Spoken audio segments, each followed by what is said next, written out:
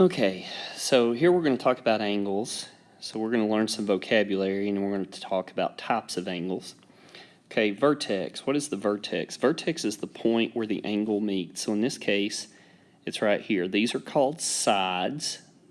The two rays connect. The point where they connect is the vertex of the angle. So in this case, the vertex is E. In this other one, the place where the two rays meet is right here, which is C. Now, what's the importance of a vertex? Because you can name an angle by its vertex as long as that's the only angle there. So question number 3 says, name the angle in 4 ways. So there are 4 ways to name this angle. The first one is by its vertex. So you would say angle, use that symbol, angle C. If it has a number inside of it, right here, then you can name it by that angle, or by that number, sorry, angle 2. Then the other way to name it is using the 3 points for the angle. Now again, you can only do this method if that's the only angle at that point, and I'll explain that here in a second. So let's name it by the 3 points. So you can say angle. Now the order matters here. B, C, D. The order matters in terms of the vertex has to be in the middle. So I could change it and say angle DCB as long as that vertex is in the middle. Okay.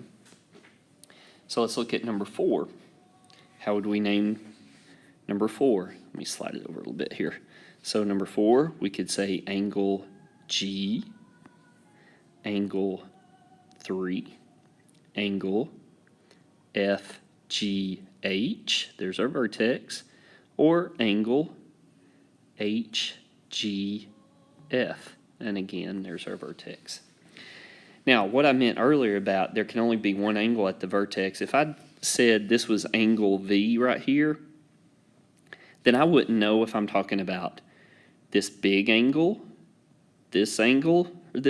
So in that case, I can't name it by just the vertex. I have to name it by other methods. So when this says name all the angles that have V as a vertex, I could take angle 1. Now, where is angle 1? I'm going to trace this in green. Angle 1 is this one right here. So I could also name it angle JVI. V is in the middle, but I can't just say angle V because then I don't know which angle I'm talking about. Or I can name it angle IVJ. All 3 of these are that green angle that you see there. Okay, but what else could we have? So I'm going to erase the green. Let's use yellow. I could also do this angle right here.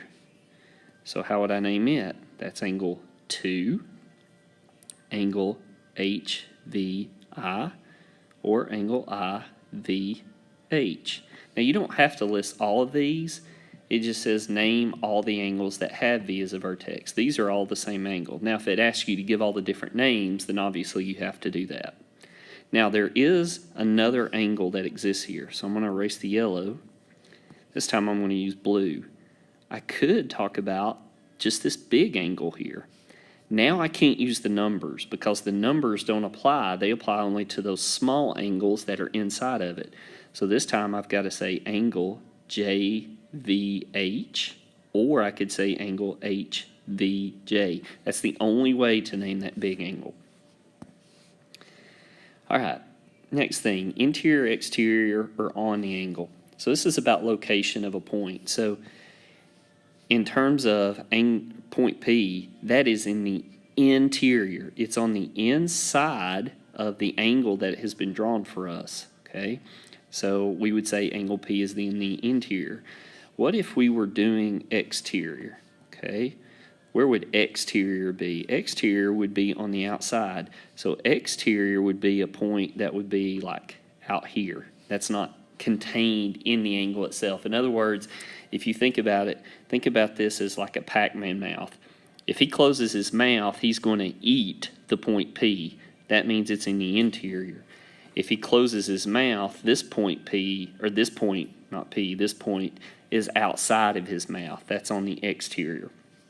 Okay, what about a point that is on the angle? Well, that would have to be actually on the side, somewhere on the angle itself, so somewhere on the ray of the angle. Okay, next one is classifying angles: acute, obtuse, or right, or straight. So what is straight? Straight is exactly what it sounds like. It's just a straight line.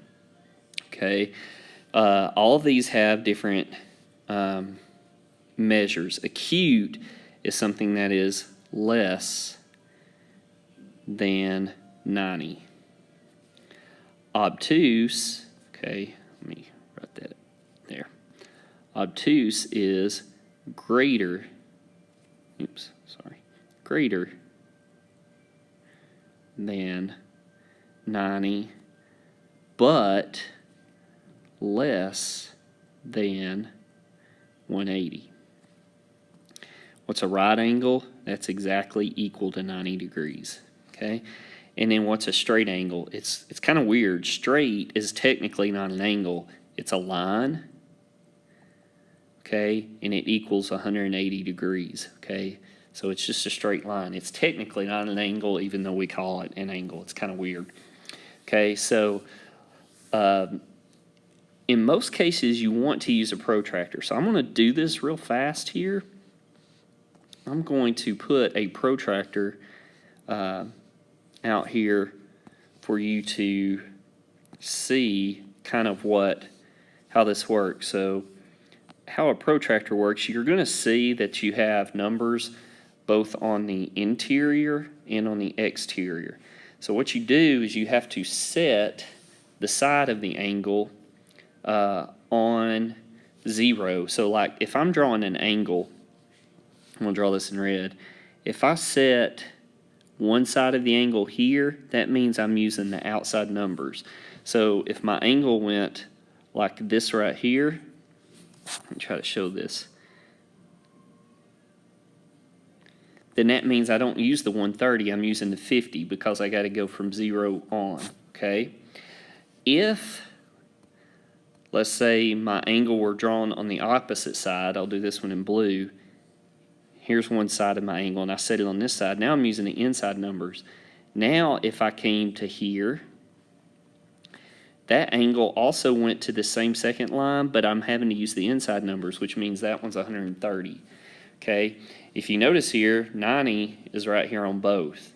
And the reason that is because that is what we consider a right angle. Okay? Straight up and down. So it doesn't matter which side you go on, it's going to end up on 90. Okay?